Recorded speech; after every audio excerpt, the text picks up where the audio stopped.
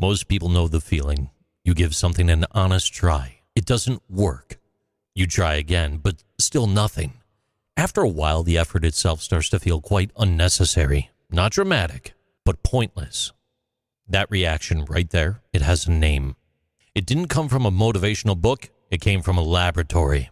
In 1967, American psychologist Martin Seligman, he was studying how living beings respond to stress that they cannot control.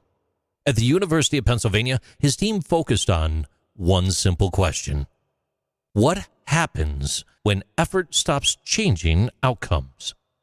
In that first phase of experiments, dogs were restrained. They were exposed to mild electric shocks that only lasted a few seconds. Nothing they did altered what happened. The shock always ended on its own. Over time, their behavior changed in a quite measurable way. They stopped testing options. They stopped reacting.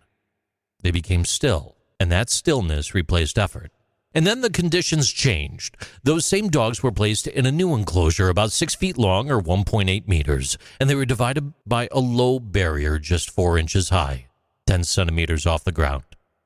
This time, when the shock began, escape was immediate. Step over the barrier and it stopped. But a lot of them didn't move. They stayed where they were and they endured it, even though the solution was simple and directly available. Dogs without the earlier experience behaved differently. They crossed the barrier almost immediately. Same box, same shock, same exit, but different conditioning. Seligman called this learned helplessness. Not weakness, not damage, learning.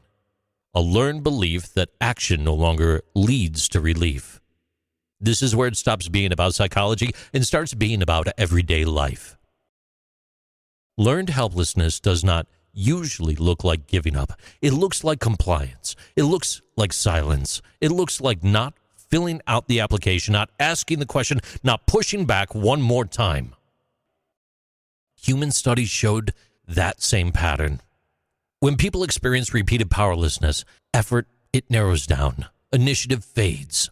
Even when control returns, many people just don't test it. What mattered was not pain alone.